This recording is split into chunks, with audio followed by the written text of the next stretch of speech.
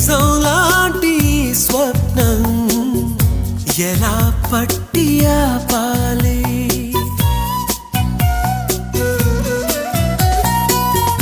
కలే అయితే ఆ నిజం ఎలా తట్టుకోవాలి అవును కాదో అడగకంది నా మౌనం చెలివో